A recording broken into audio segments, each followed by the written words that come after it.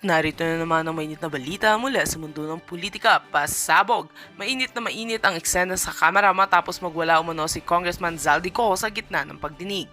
Ayon sa mga ulat, hindi napigilan ng kongresista ang emosyon matapos mabunyag ang umano'y koneksyon ni na House Speaker Martin Tambalos Los Romualdez at President Kuting ng Norte Jr. sa ilang lihim na proyekto. Ang mga detalye alamin sa ulat na ito. Nabulabog ang mga miyembro ng committee nang biglang tumayo si Zaldico at magsimulang magtaas ng boses. Ayon sa mga saksi, nagbitaw ito ng manghang na salita laban sa ilang kasamahan sa Kamara, partikular kay Speaker Romualdez. Lumutang din umano sa pagdinig ang ilang dokumentong nagsasaad ng undocumented transactions na konektado sa mga proyektong pinondohan ng pamahalaan na sinasabing may basbas mula sa mataas na opisina ng Malacanang. Habang patuloy ang tensyon, nilang mambabatas ang nagulat sa revelasyong ito at agarang ipinatawag ang security upang pakalmahin si Ko. Samantala, maring itinanggi ng kapo ni Romualdez at Marcos ang anumang sangkot sa sinasabing lihim na pondo. Ayon sa kanila, pawang kasinungalingan at political maneuvering lamang ang mga paratang ni Ko upang ilihis umano ang investigasyon sa ibang isyu ng katiwalian. Sa ngayon, nagpapatuloy ang investigasyon ng committee upang tukuyin kung may katotohanan ng mga dokumentong ibinunyag ni Zaldico. Samantala, naglabas ng pahayag ang Malacanang na nananatili silang bukas sa anumang pagsisiyasat upang mapanatili ang integridad ng pamahalaan. Abangan mga susunod na kaganapan sa controversial na hearing na ito na ang posibleng magbago ng takbo ng politika ng bansa. At yan nga ang mga balitang ating pagkakatutukan, at kung bago ka pa lamang sa aking channel ay huwag kakalimutang mag-like, share and subscribe para updated ka sa mga bagong balita dito sa Tatak Pinas.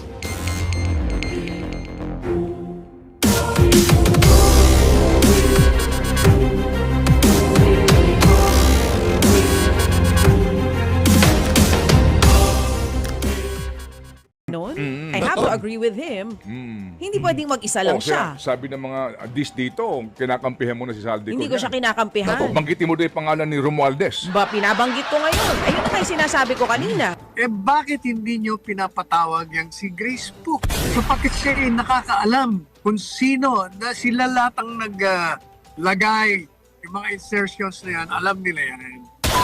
Alam nyo mga kababayan, tayo ho ay naniniwala sa mga tinuran na yan, itong si Manong Ted Filon. Dito sa isa na to, ipagtatanggol ho natin itong si Elizaldico.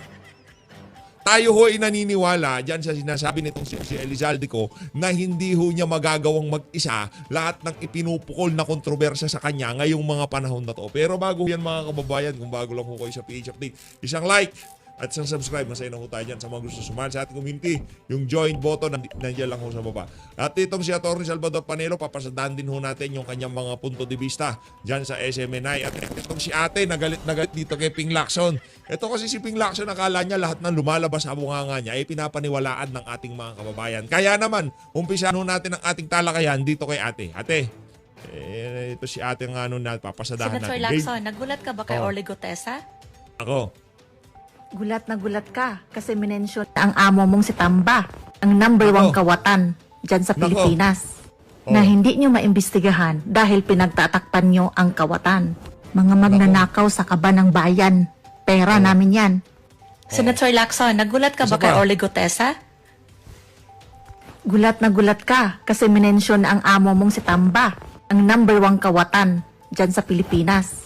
Na hindi nyo maimbestigahan dahil pinagtatakpan nyo ang kawatan. Mga magnanakaw sa kaba ng bayan. Pera namin yan. Senator Yan. Maliwanag pa ho sa sikat ng araw. Ito yung pinagtatakpan niya. Nung panahon na nagkakabulahan pa ho sila dyan sa House of Representatives. Surprise birthday party para dito kay Sandro Marcos. Inihanda nitong si Martin Tambalos. Panoorin ho natin. Akala ho siguro nyo. Palakpakan ng mga congressman. Yan yung mga panahon na talagang parang pagmamay-ari nila Pilipinas. Yung tipong walang pwedeng kumontra sa kanila. Yung mga panahon na yan, nandiyan pa si si Dilipe. Harap ka doon. Bobolahin ka namin, di ba? Nagpabola naman din si Unggoy. Sabay yakap. Naku. Magko-concert yan mamaya si Charis. Yan tuloy natin. Kiss, kiss, kiss. Kiss. Yun. Kiss mo yung tita mo. Yakapin mo yung tito mo. Tama yan.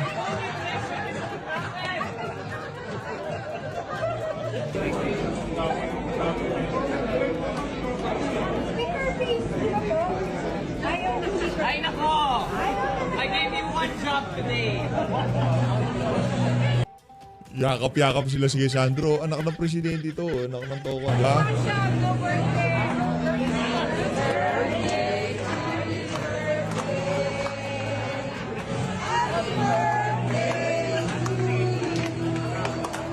Yan. Ayos, di ba?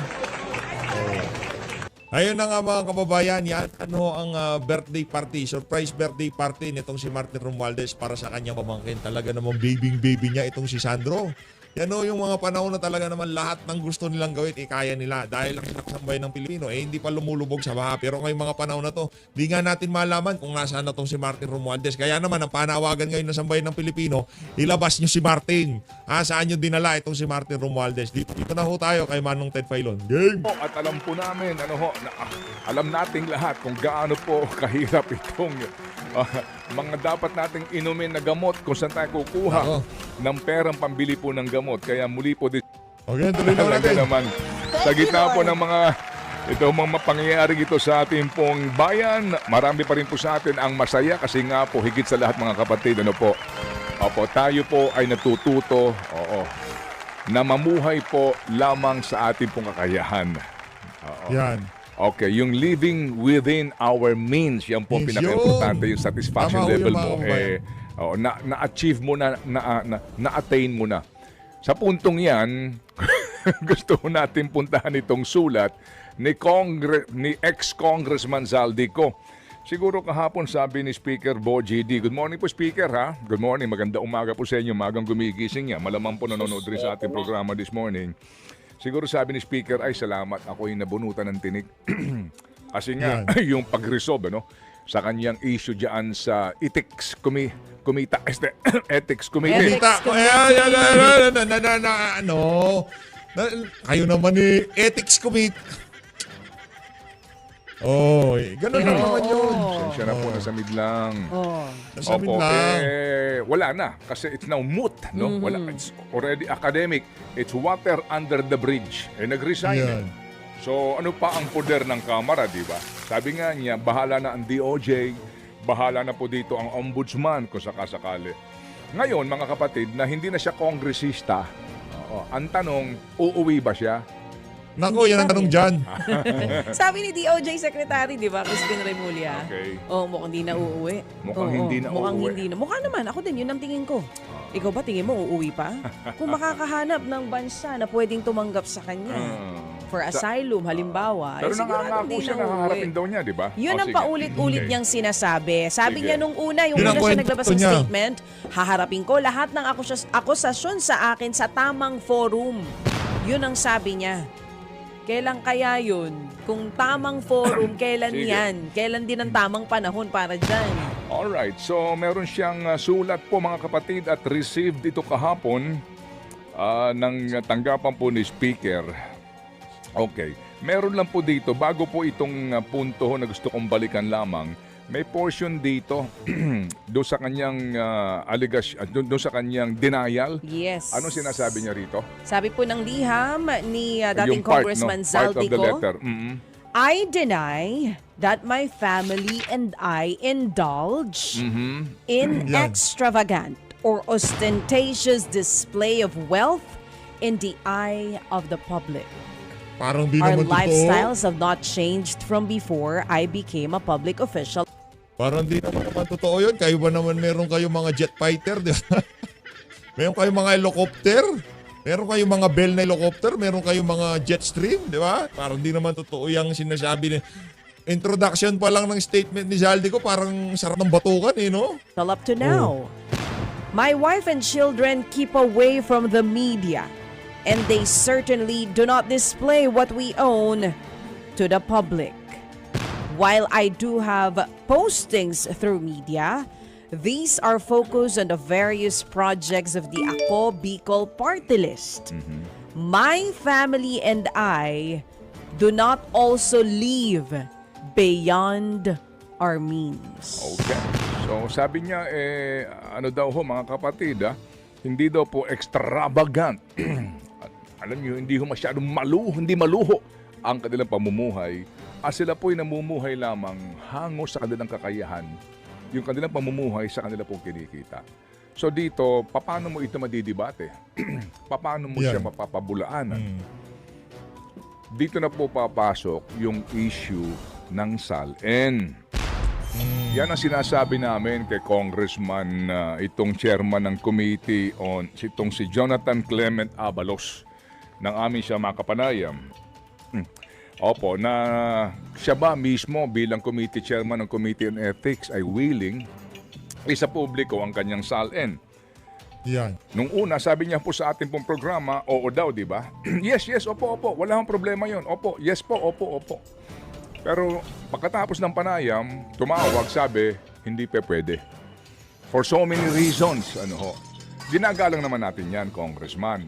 Pero yun nga dito at dito, paano mo naman malalaman that they are living within their means kung wala kang hawak ng SALN? Kasi sa SALN, Yan. dapat nakadeklara lahat ng iyong ari-arian.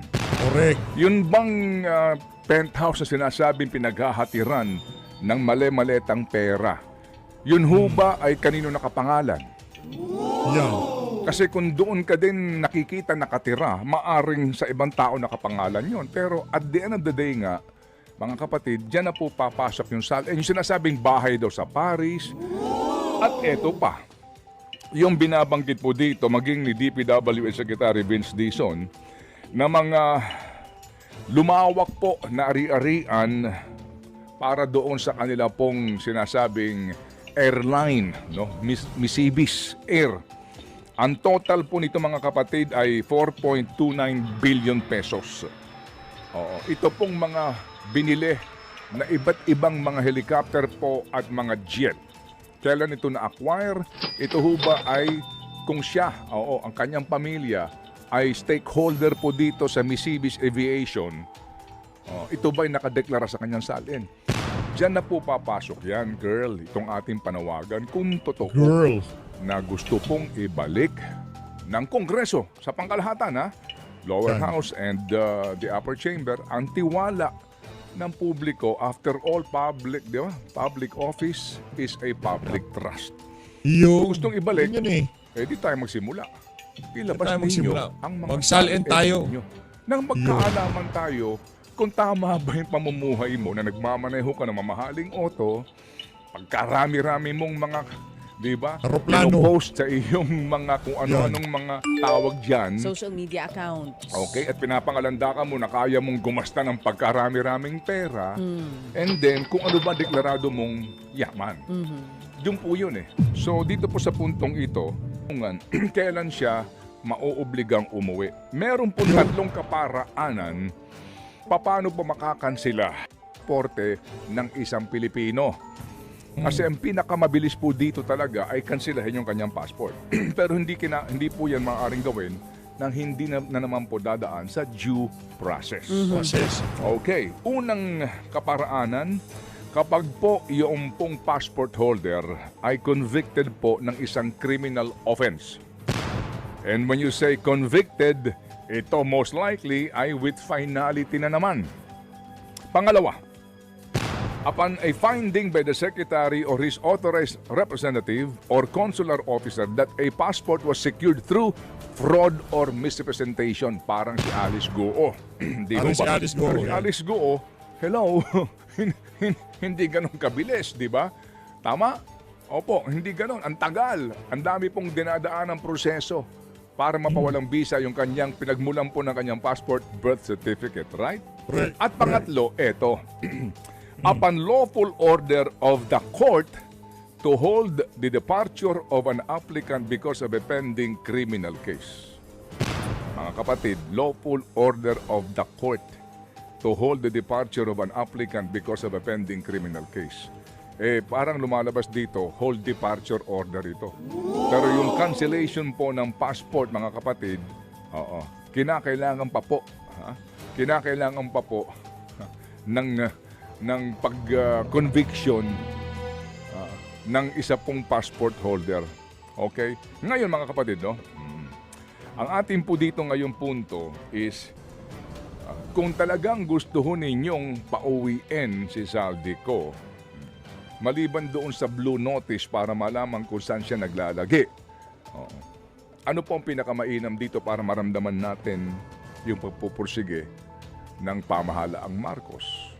Eh di, lakarin nyo na, meaning idaan nyo na sa legal process itong kanyang pasaporte. Kasi kung gugustuhin siguro, magagawa ng kaparaanan.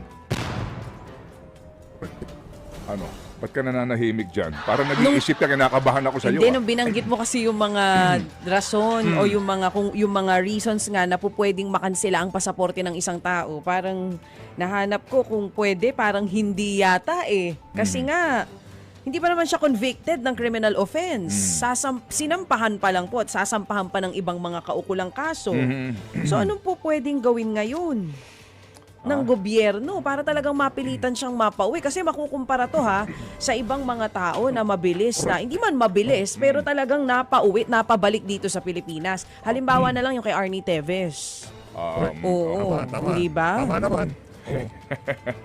Kaya, Napabalik nila yan dito. Sige. Opo. So ito ngayon, gaano kabilis nila mapapabalik at anong po pwedeng paraan ang pwede nilang gawin kung hindi pa nga siya nako-convict ng criminal offense? Okay, sige po. Sa mga kapatid, ito ho yung ating mga pag-uusapan na issue mamaya. Hindi pa ho tayo tapos po sa diskusyon na ito. But apparently, again, sa lahat po ng ating tagapakinig, na lalo na po ang mga pangkaraniwan na mga mamamayan na ang pinoproblema nga po ngayon ay paano maitatawid ang araw na ito sa pangangailangan ng kanilang pamilya. Ang lahat po ng ito ay may katagalan. Yung tagal na yan, hindi pa po natin yan maaari pong masabi kung hanggang kailan. Magandang halimbawa ngayon, itong kaso ni Atong Ang. No? Dapat nagsimula na po preliminary investigation. Postpone. Additional evidence, etc. Alam niyo ho yung kailan yung unang hearing para po sa preliminary investigation na postpone to November 3 ngayong taon. Preliminary investigation pa lang yan. So November. So ilang buwan na naman po hihintayin dyan ang mga pamilya po ng biktima dito. Ilang buwan na naman ang bibilangin. Opo, di ba? Doon sa preliminary investigation sa DOJ, may sagutan pa yan dyan. Oo. Okay? And then, meron pang mga pagkontra dyan ng mga abogado. Definitely po, itong mga abogadong ito, alam nyo na ibig ko sabihin. And then, pagkatapos niyan, mga kapatid, maglalabas pa ng desisyon ang DOJ. Oo. Kung unfavorable ito kay Mr. Ang et al., magmo-motion for recon sila dyan. And they are going to be given enough number of days to file the motion. Kapag po, after the motion, hindi pa sila pinagbigyan, may option pa sila. Magmo-motion pa sila sa tanggapan ng Presidente. Yan po yan, DOJ Pwede pa po yan. All the way hanggang sa bago ma-file yan sa hukuman and the court will issue arrest warrant kung talaga po may matibay na katibayan, may na ebidensya, tsaka palang kailan yun. Mr. Chair, ang tagal. Oo. Ang bagal. Okay, Oo. sige. Pero dahil hindi natin alam kung kailan natin mapapauwi si Zaldico, pwede ba nating sundin na lang yung nilabas na pag-aaral ng Ateneo School of Government? Naalin. Baka merong mga nandito na pwedeng sumagot muna. Yan. Ba't nagkaganon yung 2025 budget natin? Sige. Oo. So, doon... Natibo, nandiyan siya. Kasi dito, kumbaga, pag pinag-usapan natin tong sinasabi po ni Zaldico, na hindi naman ako mastermind dito Oo, insertion. yun na nga. Yan, kaming lahat. Binalik Parang na ganun. naman niya sa Kamara. Pati sa Presidente. Ulit na. Pati sa Presidente actually. Pati si Pangulong Marcos Jr. nadamay na dito. Sinabi niya, alam niya, pinagbutuhan naman natin to, di ba? It was signed by the President. May ganun siya. Pinirmahan ng Presidente to Nakita niyo yung depensa niya? Oo. So, Sabi niya, hindi ko to magagawa without the knowledge and approval of both chambers of the Yun. houses. May punto siya. Alam mo yung ganong tinatawag nilang kakorrupt na budget, isang tao lang ba gagawa nun? I have to agree with him. Hindi pwedeng mag-isa lang siya. Sabi ng mga dito, kinakampihan mo na si Zaldico. Hindi ko siya kinakampihan. Banggitin mo doon yung pangalan ni Romualdez. Pinabanggit ko ngayon. Ayun na nga yung sinasabi ko kanina. Kung hindi natin mapapauwi si dating Congressman Zaldico, baka po pwede nating ipatawag at pagpaliwanagin yung mga sinasabi dito ni Zaldico na mga hindi ko kaya mag-isa to. Yung ating budget ay inapprove ng both houses. Sa akin dito kasi, yung pangangatwiran na yan, ano na ho yan eh. Sa akin, hindi, given na yan. Oo, panigurado. Ito ho kasi yung example na kayong mga miyembro ng Kongreso, bago kayo huwag kayong pumayag na lumabas yung BICAM report today, boto kayo mamayang gabi. Wag na. Wag niya nang payagan yun. Para hindi na kayo masadlak sa ganito sitwasyon. Hindi kayo madamay. Ang punto ko dito ngayon, itabi na natin to tungkol dito sa insertions, bagamat yan po'y pupuntahan pa rin dapat nga na magkaalaman, lalo na ho doon sa mga staff itong mga small committee na ito, magsabi ng katotohanan, sino ba talaga itong mga taong ito. Dito talaga, bumalik ka rito dahil inaakusahan ka na hinahatiran ka ng mali-malitang cash. That's the point here. Yun po ang sa atin dito. Hindi lang po dito ho sa usapin po ng insertion na ito. Ang dalihong mga tuwiran dito na, hindi lang ako mag-isa niyan. Ay, oo naman. Hindi ko kaya gawin yan mag-isa. Pero hindi mo kayang buhati mag-isa ang 50 piraso ng maletang punong-puno ng pera. Okay, sige. Pero kaya niya ba yun ubusin mag-isa? Ha? Oo. Sabi mo kasi di niya kayang buhatin. Kaya bang ubusin mag-isa? Kaya mong ubusin mag-isa. Oo. Palagay ko, Yung ganong kadami. kailangan mo ng mga katulong. Para mag-ubos kayo. Grabe no, ang problema nila sa dami nilang pera, paano uubusin yan? Responsibilidad ay humihinto yan sa lamesa ng presidente sapagkat siya ang nakakaalam sa kanyang kapangyarihan. Hindi maaaring hindi niya malaman ang mga lahat ng mga kalokohan. Dapat talagang siya ang managot. At tigilan niya na ang pagkukunwari at ang pagloko sa sarili niya na siya'y galit. At sa headline nga ngayon, kailangan daw matapos na ang greed. Paano? Paano ba nagsimula yan kung hindi sa'yo, Mr. President? Sapagkat you allowed it to happen. Kung hindi ka man kasama, you were neglectful or you consciously allow the occurrence of corruption in our country, and you cannot pretend not knowing it. You cannot pretend being angry and aghast at it. You cannot pretend and shout, stop this greed. The greed would have not happened if you did not allow it. Samantala, ito namang mga nasa Kongreso at Senado, ayun, nagpapaligsahan sila, mag-grandstanding ng mga investigasyon, ng kunya-kunyaring investigasyon, pero sila nagtatakipan. Itong si Congressman Toby Chanco humihingi ng committee report ng isang komite para malaman kung sino mga proponente ay ayaw nilang ilabas. Pinagtatakpan nila. Bakit? Sapagkat ba makikita natin ang mga proponente doon ay isa sa mga proponente ay kamag-anak ng presidente o kaya anak? Bakit itinatago ninyo? Isa pa, yung small committee yon, hindi ko rin maintindihan. Ang miyembro noon ay si Saldico, si Escudero, at saka si Martin Romualdez. Yeah. Bakit hindi nyo pinapatawag yung si Grace Pook?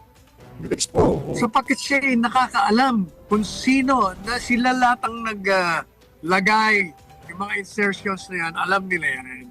I'm sure napakiusapan yan, na-insert nila yan, ang kanilang mga kasama. Hindi nila pinapatawag. At itong si Lacson naman, na nagpapanggap din na malinis, ayaw ipatawag dahil now in third parliamentary courtesy. yung kalokohan na excuse na yan, yan ay isang stupidong katwiran. Yan ay pagtatakip lamang. Mabuti naman dahil binabanatan na sila ngayon. Binabanatan ng programa natin, binabanatan niya si Lacson kasi sabi nga natin, kung pumorma ka para kang malinis. Pero ikaw ang nagpromotor noong 30 ngayon ay umabot na ng 35 billion pesos na magpagawa ng isang building ng opisina niyo sa mga senador. Biro po ninyo yan, 35 bilyong piso ang gugulin para lang magpatayo ng mga opisina nilang kakapal ng mga mukha ninyo. Ikaw lalo ka na Lacson sapagkat ikaw ang promotor niyan. Tapos kung pumorma ka, kunyari ay wala kang alam, hindi po pwede yan. Ito rin si Escudero, isa pa ito.